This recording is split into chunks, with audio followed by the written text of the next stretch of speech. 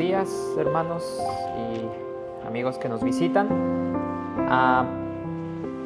Bueno, como siempre me gusta recordarles que la iglesia de Tucson está orando por ustedes todos los domingos y en nuestros servicios de oración.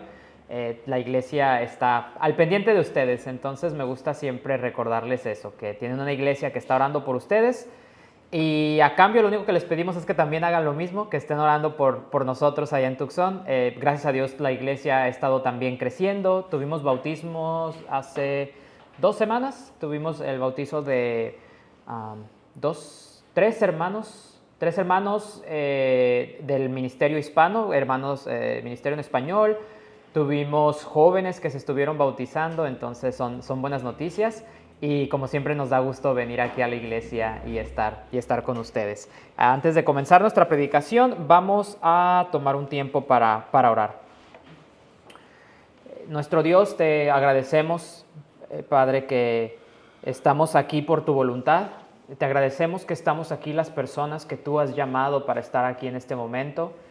Te damos gracias porque hoy es tu día, Señor, dedicado para glorificarte a ti. Es este día que dentro de nuestra semana, de todas las cosas buenas que tú nos has dado, en este momento venimos a ti y ahora oramos, Señor, pidiéndote para que nos ayudes a que nuestra mente y nuestro corazón se encuentre en un lugar en el cual esté dispuesto a escuchar tu palabra.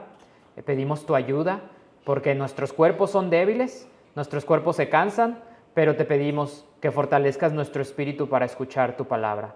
Envía a tu Espíritu Santo para que sea el que hable a nuestros corazones. Damos gracias porque esta palabra que estamos leyendo es palabra viva y es palabra eficaz. Y nuevamente te agradecemos, Señor, porque estamos aquí reunidos, porque tenemos una iglesia y te pedimos para que esta palabra llegue a nuestros corazones y que podamos incluso ponerla en práctica. Te damos gracias por tu amor, tus bendiciones. Todo te lo pedimos en el nombre de Jesús. Amén. Estoy seguro que muchos de nosotros en algún momento, y digo muchos de nosotros, si no es que todos, en algún momento nos hemos preguntado qué haríamos si nos ganáramos la lotería. Y a veces pasamos por algún anuncio de la lotería y empezamos como medio a fantasear, ¿no? Y empezamos a decir, oh, no, yo sí me gano la lotería, me compro una casa nueva.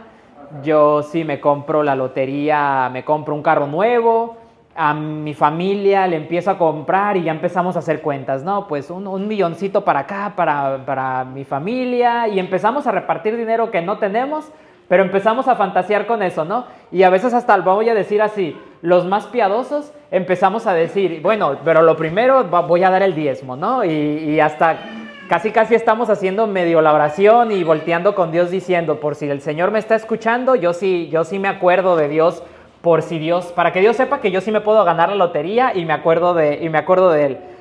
Ahora bien, el personaje que vamos a estar estudiando el día de hoy en el Antiguo Testamento es un personaje que tuvo que pensar todo lo contrario.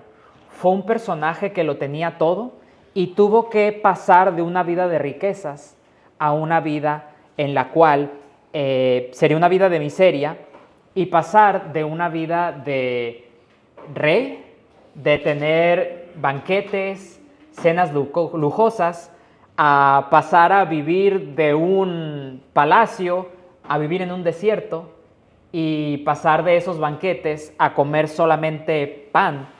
Y de quien estamos hablando, se podrán imaginar, es de Moisés. Moisés es un hombre que pasó de vivir en la familia más poderosa de ese tiempo a el país más rico de esa época. Pasó de eso a ahora ser líder de un pueblo que podemos llamarlo el pueblo más débil de todos en ese momento. Pasó de ser Moisés parte de la familia más poderosa a ser líder de un pueblo de esclavos, literalmente. Y como han estado estudiando con el pastor Juan Rubio, vamos a ver a Cristo a través del Antiguo Testamento. Y en esta ocasión lo que vamos a ver cómo Moisés es una sombra de lo que iba a venir a través de Cristo. Veremos a Moisés como él fue un tipo de Cristo, y cómo Jesús viene a ser el cumplimiento de las cosas que empezábamos a ver en Moisés. Entonces, es obvio que no podemos pasarnos aquí todo el día leyendo todo el libro de Éxodo, viendo toda la vida de Moisés, pero creo que es importante que veamos como un resumen, y a lo mejor no toda la vida de Moisés, pero sí podemos ver algunos eventos importantes dentro de la vida de Moisés. Para los que no recuerdan, primero como introducción, Moisés nace después de lo que se vio la semana pasada con José. Muere José y está el pueblo de Israel, trae a su familia José a Egipto, pero muere José, el faraón se olvida de quién era José y de quiénes eran ellos y lo que habían hecho por el pueblo de Egipto.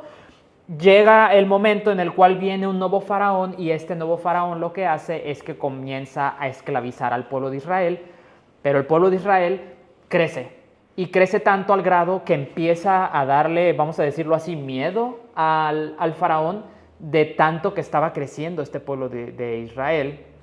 ¿Y qué hace? Los esclaviza, les empieza a imponer cargas muy pesadas, pero algo muy triste es que además comienzan a matar al pueblo de Israel. Se les da la orden a las parteras que cada que naciera un hombre que fuera de la familia de Israel, ese hombre automáticamente muriera. Entonces, ¿qué pasa? Que cuando nace Moisés, su madre lo esconde, pero después de varios años de tenerlo escondido se da cuenta que va a ser imposible tenerlo escondido. Entonces, ¿qué hace? Lo mete en una canastilla, lo manda por el río, pero se dan cuenta que Moisés termina siendo recogido por la hija de Faraón. Entonces Moisés termina siendo parte y adoptado por la familia real. No es como la película de El Príncipe de Egipto, que es hijo de Faraón Moisés. Yo sé que muchos tenemos esa preconcepción, pero es hijo de la hija de Faraón, o es adoptado por la hija de Faraón, que al final de cuentas termina casi siendo lo mismo. Un hijo de la hija de Faraón, es el nieto de Faraón, entonces igual tenía una posición preeminente Moisés. Vayan en sus Biblias al libro de Éxodo, Éxodo capítulo 2, porque ahí es donde vemos esto que les acabo de contar. Éxodo capítulo 2, versículos 3.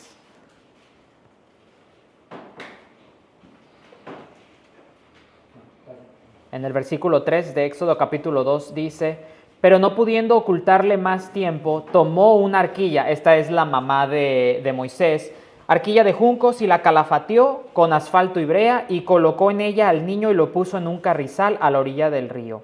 Y una hermana suya se puso a lo lejos para ver lo que le aconteciera.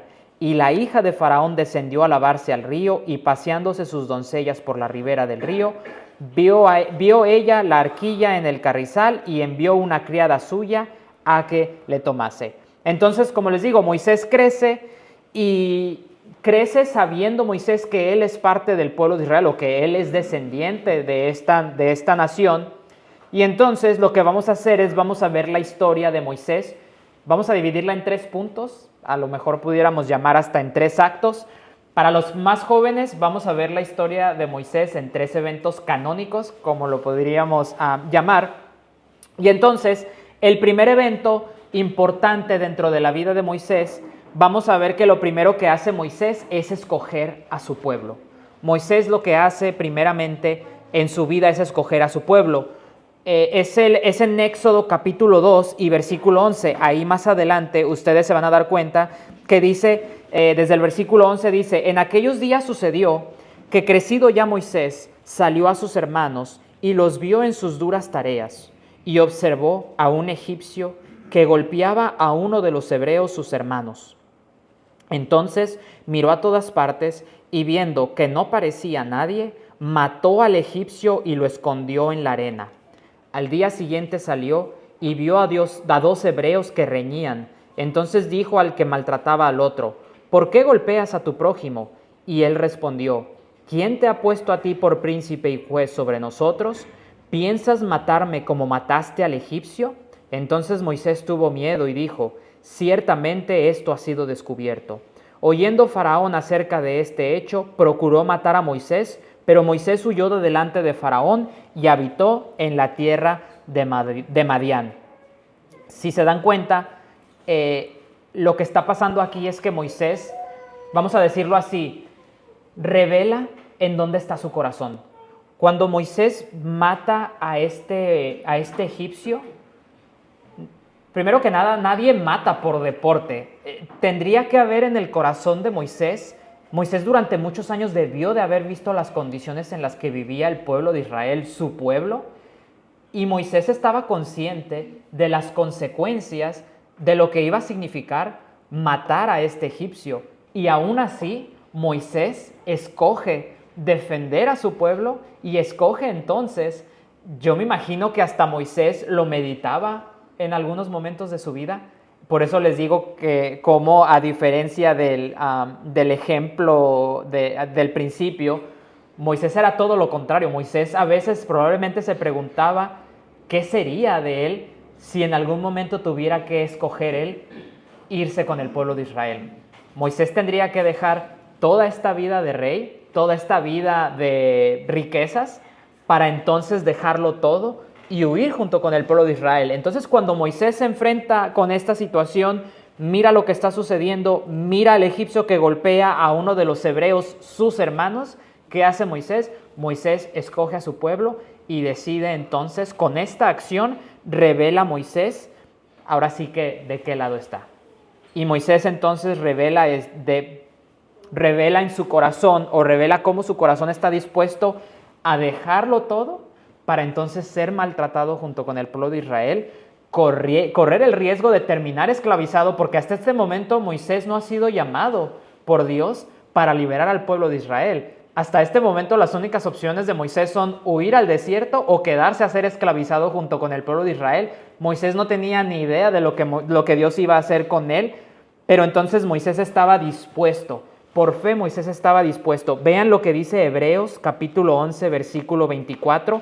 Como resumen de esto que acabamos de ver, Hebreos hace una recopilación perfecta de esto en el capítulo 11, versículo 24.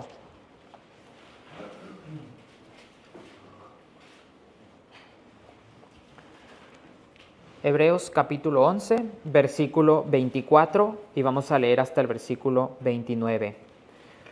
Por la fe, Moisés, hecho ya grande, rehusó llamarse hijo de la hija de Faraón, escogiendo antes ser maltratado con el pueblo de Dios que gozar de los deleites temporales del pecado, teniendo por mayores riquezas el vituperio de Cristo que los tesoros de los egipcios, porque tenía puesta la mirada en el galardón. Por la fe dejó a Egipto, no temiendo la ira del rey, porque se sostuvo como viendo al invisible. Por la fe celebró la Pascua y la aspersión de la sangre, para que el que destruía a los primogénitos no lo tocase a ellos. Por la fe pasaron el mar rojo como por tierra seca, e intentando los egipcios hacer lo mismo, fueron ahogados. Entonces vemos aquí este resumen. Moisés escoge los vituperios de Cristo, esos tesoros, por encima de los tesoros terrenales que Egipto le estaba ofreciendo a Moisés. Y regresando a nuestra historia, después de que Moisés mata al egipcio, es entonces cuando Faraón se entera de lo que hace Moisés, y aunque haya sido quien haya sido Moisés, que haya sido su nieto, tiene que huir Moisés. Huye de Faraón porque Moisés está decidido a matarlo. Y es en ese momento cuando, huyendo Moisés de Faraón, es llamado por Dios y Dios le ordena a Moisés que libere a su pueblo. Entonces, lo primero que vimos, lo que acabamos de ver, es cómo Moisés escoge a su pueblo. En segundo lugar, vemos cómo Moisés libera a su pueblo. Regresemos otra vez a Éxodo para ver ese llamamiento de parte de Dios. Veamos cómo el llamamiento de Dios hacia Moisés en Éxodo capítulo 3, versículos 7 al 10. Éxodo capítulo 3, versículo 7 al 10. Dijo luego Jehová: bien he visto la aflicción de mi pueblo que está en Egipto, y he oído su clamor a causa de sus exactores. pues he concedido sus angustias, y he descendido para librarlos de mano de los egipcios y sacarlos de aquella tierra a una tierra buena y ancha, a tierra que fluye leche y miel, a los lugares del cananeo, del eteo, del amorreo, del fereceo, del heveo y del jebuseo. El clamor pues de los hijos de Israel ha venido delante de mí, y también he visto la opresión con que los egipcios los oprimen. Ven por tanto ahora y te enviaré a Faraón para que saques de Egipto a mi pueblo, los hijos de Israel. Interesante porque lo que está haciendo Moisés es huyendo específicamente de Faraón. ¿Y qué le dice Dios? Regrésate con Faraón. Te están buscando, te quieren matar. Esa persona que te busca y esa persona que te está buscando para matarte, regresa con esa persona. ¿Pero por qué? Porque yo tengo un plan para esto. Porque yo tengo un plan para liberar a mi pueblo. Porque yo tengo un plan para usarte a ti, Moisés, para liberar a ese pueblo que yo he llamado. Moisés, sin saberlo, huye de Faraón, sin saber lo que era el plan de Dios, pero ya Dios tenía ese plan de liberar a su pueblo. Y a lo mejor ustedes ya empiecen a conectar un poco los puntos, recordando que la predicación, el propósito es conectar a Moisés como sombra de lo que iba a ser Cristo. Algunos de ustedes ya están empezando a ver un poco de esa sombra. Entonces, volviendo a la historia, recordemos que cuando Moisés entonces regresa con Faraón, no es una conversación sencilla y no es algo que se resuelve en unas pocas horas.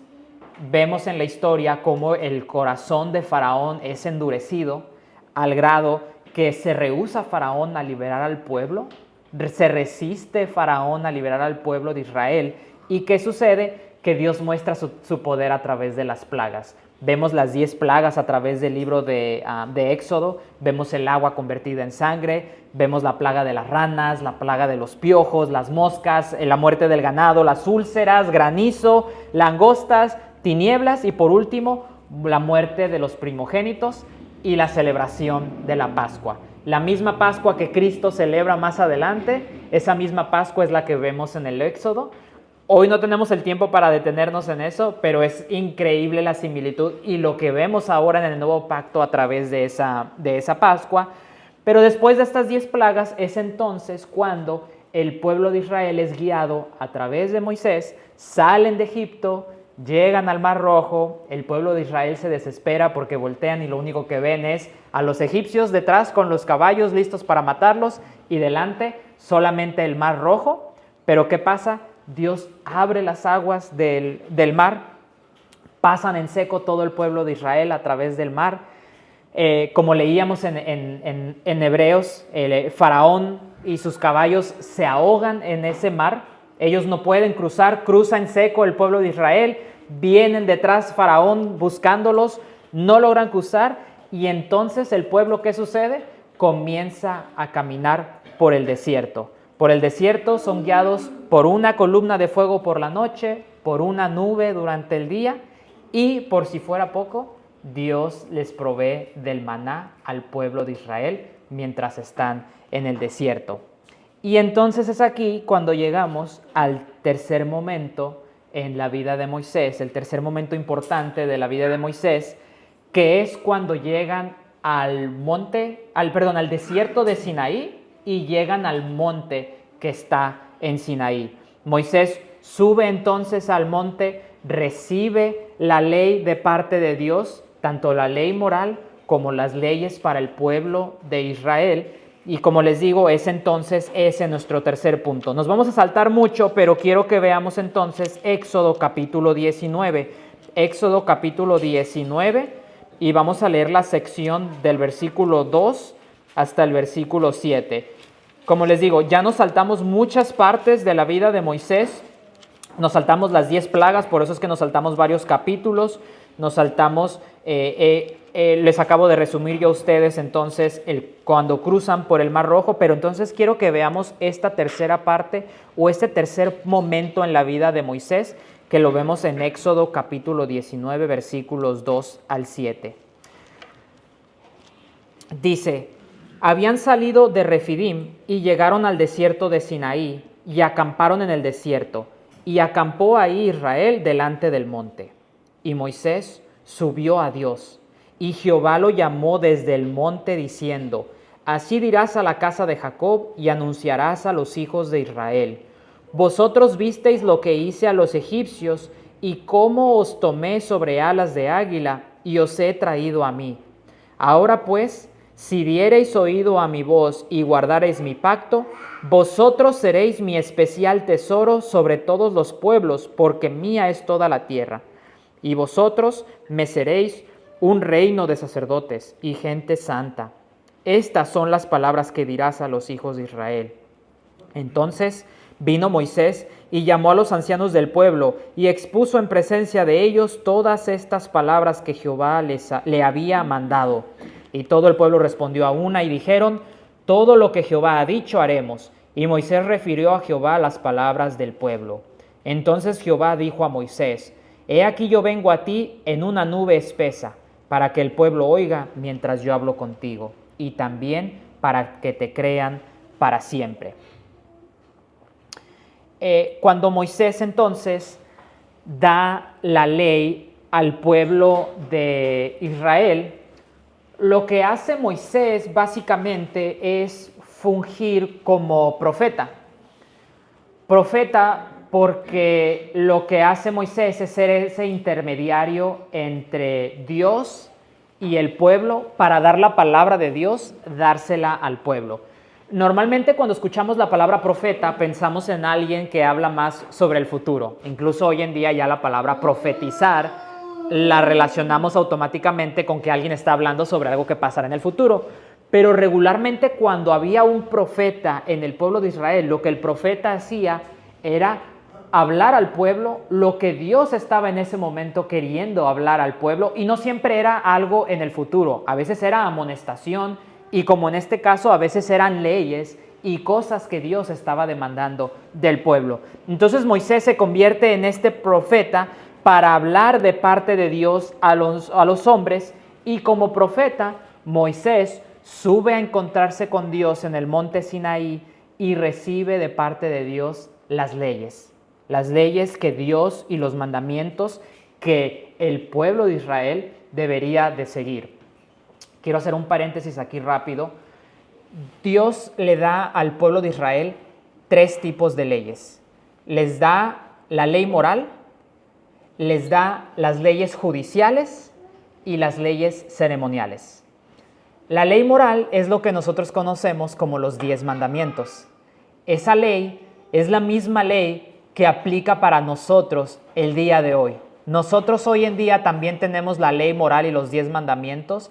Incluso dice la palabra que están escritos en nuestros corazones para que los cumplamos. Las otras 2 categorías, que son la ley ceremonial y la ley judicial, no aplican para nosotros. Esas leyes fueron dadas específicamente para un tiempo y para un pueblo en específico, que fueron el pueblo de Israel. Por eso es que nosotros ya no estamos en necesidad de hacer sacrificios, ya no tenemos la necesidad de lavarnos, de hacer todas estas leyes ceremoniales, y mucho menos estamos en la obligación de apedrear a aquellos que vayan en contra de Dios. Si no, probablemente pues, empezaríamos por el que está aquí enfrente predicando para apedrear, si ese fuera el caso. Pero como esas leyes ya no aplican para nosotros, la única ley que sí está vigente es la ley moral, y es incluso, si recuerdan, es la ley moral la que está escrita en lo que vemos en las pinturas como los 10 mandamientos, las tablas. Esas tablas fueron escritas con el mismo dedo de Dios, fueron escritas hablando de la permanencia que iban a tener. Y cuando Moisés rompe esas tablas, cuando baja del monte, mira lo que está haciendo el pueblo de Israel y del coraje rompe las tablas, vuelve a subir. ¿Y qué hace Dios? Vuelve nuevamente a escribir esas tablas, como dando una reafirmación de lo que escribí. Es lo mismo y es un reflejo de mi carácter y de moralidad de parte de Dios. Entonces, quiero entonces que veamos cómo estos 3 puntos que acabamos de ver se conectan con lo que vemos en Cristo. Vimos cómo Moisés escoge a su pueblo, vimos cómo Moisés libera a su pueblo, y por último vemos cómo Moisés da la ley a su pueblo. Ahora estamos viendo cómo Moisés es tipo del que vendría a ser el antitipo que es Cristo. A lo que nos referimos con esto es, si Moisés es la sombra, Cristo es el objeto del que viene la sombra. La sombra es solamente una imagen distorsionada. Uno probablemente pueda reconocer a una persona por su sombra, pero uno no puede dar las características plenas de la persona con solamente ver la sombra. Entonces, eso es lo que es Moisés. Moisés es una sombra del objeto que sería Cristo, quien vendría a revelarse a nosotros. De la misma manera que Moisés deja la vida de rey y escoge a su pueblo, de la misma manera es que nosotros vemos a Cristo.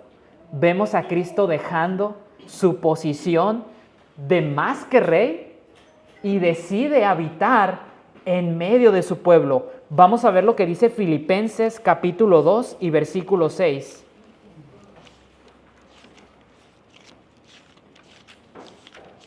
Filipenses capítulo 2 y versículo 6. Desde el versículo 6 hasta el 8.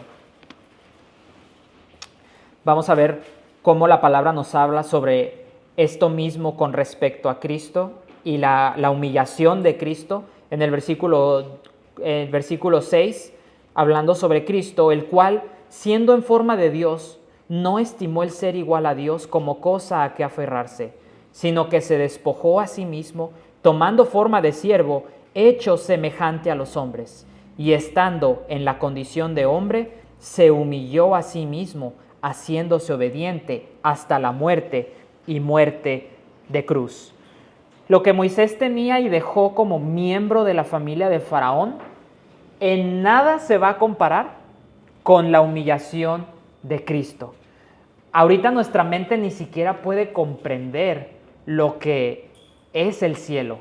Eventualmente estaremos ahí y podremos ver y tendremos una idea de la magnitud de lo que deja Cristo para venir a esta tierra. Y si de por sí ya pasar del cielo a la tierra es triste, ahora imagínense, no es que vino Jesús a vivir, a nacer en una cuna de oro, no es que vino a nacer en un palacio como para que se acostumbrara a lo que sería estar aquí, no, vino a nacer en un pesebre, vino a nacer dentro del mismo pueblo, este pueblo de esclavos, este pueblo tan triste, es el pueblo del que nace Cristo y es en la condición en la que nace Cristo, como nos dice Filipenses, en una condición humilde, en una condición de siervo, es en lo que viene a vivir Cristo.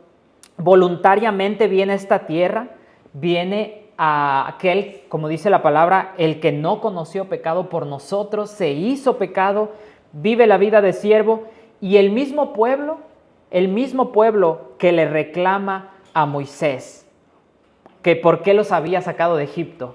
Porque recuerden, cuando el pueblo de Israel sale de Egipto, inmediatamente yo pienso que no pasaron ni 2 horas cuando el pueblo de Israel ya se estaba quejando de por qué es que habían salido de Egipto, que estaban más a gusto siendo esclavos en Egipto. Ese mismo pueblo que rechaza a Moisés es el mismo pueblo que después viene y pide que crucifiquen a Cristo. No aprendiendo de la primera vez, viene el verdadero profeta, viene aquel de quien Moisés y los profetas anunciaron, y el pueblo de Israel comete el mismo error de rechazarlo a él. En segundo lugar, vimos cómo Moisés libera a su pueblo y de la opresión de Egipto.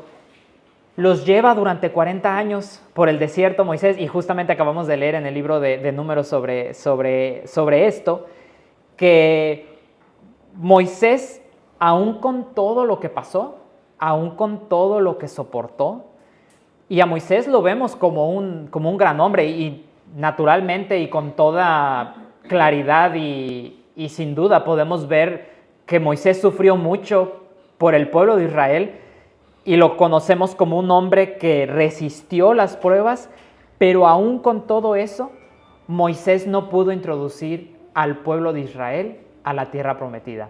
Moisés, junto con la generación que había salido de Egipto, muere antes de entrar a la tierra prometida. Y les digo, por más que lo admiremos a Moisés, él no entra a la tierra prometida por causa de su pecado, y por causa de su debilidad. Por eso es que Moisés no entra a la tierra prometida, porque Moisés también fue un hombre pecador, fue un hombre débil que desobedeció a Dios en los momentos importantes, pero por eso es que solamente fue un tipo de Cristo, porque Cristo sí tiene el poder para llevarnos a la tierra prometida. Y ahora ya no es una tierra prometida física, sino que Cristo sí en verdad tiene el poder para introducirnos al cielo, porque la condición para poder entrar a la tierra prometida era cumplir con la ley que Dios les había dado al pueblo de Israel, y nadie la podía cumplir, ni siquiera Moisés, el que la había recibido la ley, ni siquiera él la podía cumplir, pero viene Cristo, quien sí podía cumplir con esa ley, y ahora nos ofrece. ¿Qué es lo que nos ofrece Cristo? Nos ofrece cumplir la ley por nosotros, porque sabiendo que nosotros no podríamos cumplir con esta ley. Cristo, desde que nace hasta que muere, cumple con la ley en su plenitud. Cristo jamás desobedeció las palabras que Jehová le había dado. Cristo se mantuvo fiel, y es por eso que podemos confiar, no en Moisés, podemos confiar en Cristo, quien sí nos puede llevar hasta el cielo. Por último, vimos entonces que Moisés, además de dejar su comodidad, además de llevar al pueblo de Israel durante 40 años, le da la ley al pueblo. Y con esta ley, como les decía, les enseña qué es lo que Dios demanda de ellos, pero como les digo, el problema es que nadie puede cumplir con esa ley, ni siquiera Moisés, y nadie puede ganarse la entrada al cielo por cumplir los 10 mandamientos. Por eso es que muere esta generación en el desierto, por eso es que los únicos que entran son Josué y Caleb, y ni siquiera porque ellos pudieran haber cumplido la ley, sino porque Dios tenía, como decía el pastor, ese remanente por amor a su palabra, porque era su promesa meter a un remanente, si no, todo el pueblo de Israel hubiera muerto en el desierto. Y por eso es que nosotros que escuchamos estas palabras, si creemos que podemos entrar al cielo porque nunca hemos matado, porque cuando mentimos nuestras mentiritas son piadosas, si creemos que estamos cumpliendo la ley y que por eso es que podemos entrar al cielo, estamos equivocados. Nadie entra al cielo y nadie va a poder llegar al cielo delante de Dios y decir, aquí está mi récord, aquí está lo que yo hice, lo que no hice, y tengo la entrada al cielo. Nadie va a poder entrar al cielo por haber cumplido con esta ley. ¿Por qué? Porque si resumimos la ley, yo sé que ustedes ya estudiaron los 10 mandamientos, pero también hemos visto muchas veces cuando a Cristo se le pregunta, ¿cuál es el mandamiento y en qué se resume la ley? Y Cristo les dice, ok, ¿quieren todavía los mandamientos más resumidos? No se preocupen. El primer mandamiento es, amarás al Señor tu Dios con todo tu corazón, todas tus fuerzas, toda tu alma. Ese es el primer mandamiento. Y el segundo es semejante. Ama a tu prójimo como a ti mismo. Y es ahí donde nos podemos preguntar, ¿podemos cumplir con estos mandamientos? ¿Existe alguien que honestamente en su corazón diga, yo amo a Dios de todo corazón y cada minuto de mi vida estoy amando a Dios? ¿Existe alguien que pueda decir, ¿puedo amar a mi prójimo como a mí mismo? ¿Amo a la persona que más me odia? ¿Amo a la persona que me rechaza? ¿Amo a la persona que no me abre las puertas de su casa? ¿En serio podemos decir eso? Pero aquí es donde está la buena noticia. La buena noticia es que, a diferencia de Moisés, que Moisés trae la ley, Cristo nos ha traído el Evangelio. Esa es la diferencia, que el Evangelio de Cristo es que como nosotros no pudimos cumplir con esa ley que nos dio Moisés, entonces lo único que nos queda es poner nuestra confianza en aquel que sí pudo cumplir esa ley. Y es lo que Cristo ofrece. Entonces se le conoce como la imputación de las obras de Cristo. Por eso es que se usa la imagen de nuestras ropas, son ropas sucias con las cuales no podemos entrar al cielo. Pero ¿qué dice? Cristo nos ofrece esa vestidura limpia. No porque nosotros nos podamos limpiar nuestras ropas, no porque nosotros podamos limpiarnos nuestros pecados por hacer cosas buenas, sino lo que sucede es que tomamos las obras de Cristo, el cumplimiento que sí pudo llevar Cristo de la ley, lo tomamos nosotros. Abran sus Biblias en Hechos capítulo 3, por favor. Hechos capítulo 3, versículo 22.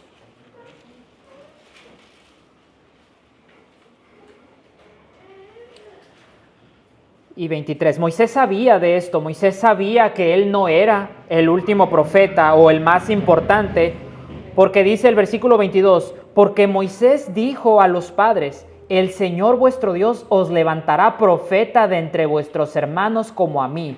A él oiréis en todas las cosas que os hable, y toda alma que no oiga a aquel profeta será desarraigada del pueblo. Entonces es lo que tenemos aquí. Solamente tenemos de dos opciones, y así como Moisés liberó al pueblo de Israel de Egipto para recibir la palabra de Dios en el Sinaí, Jesús es entonces quien libera a su pueblo para librarlos de la muerte. Y ahora no librarlos de una esclavitud física, sino librarnos de una esclavitud que es peor aún, la esclavitud del pecado y la esclavitud que, como dice la palabra, la paga del pecado es la muerte. Una esclavitud que solamente nos lleva a esto. Con esto también quería mostrarles que, si se dan cuenta, cuando Dios le presenta en Éxodo, cuando le presenta los 10 mandamientos a Israel, es Éxodo capítulo 20, no tienen que ir ahí, Éxodo capítulo 20, dice Dios hablando a Moisés, y habló Dios todas estas palabras diciendo, yo soy Jehová tu Dios, que te saqué de la tierra de Egipto, de casa de servidumbre. Conectando con lo que estudiábamos en Deuteronomio, Dios no les dice al pueblo de Israel, cumplan con mis mandamientos y después los libero de Egipto. Primero Dios les dice, yo soy su Dios, yo soy quien los liberó de Egipto, por lo tanto, cumplan mis mandamientos. Y ese es el mismo llamado que tenemos hacia nosotros, que se nos hace a nosotros. Crean en Dios, confíen en aquel que los puede liberar, y es entonces cuando ustedes pueden cumplir con la ley de Dios. No al revés, porque al revés entonces caemos en el catolicismo romano que te dice que primero tienes que hacer las obras para poder llegar al cielo. Pero la realidad es que no vamos a poder cumplir con esas obras, no vamos a poder cumplir con esa ley, con esos mandamientos, pero el regalo de Dios y el regalo de Cristo es ese, que como nosotros no podíamos cumplir con esa ley, Él viene a nosotros con la salvación, con el Evangelio y las buenas nuevas, de que lo único que debemos hacer es poner nuestra confianza en este profeta que es mayor que Moisés, para entonces poder cumplir con su ley, no por necesidad, sino ahora en gratitud a aquel que nos ha salvado. Vamos a orar.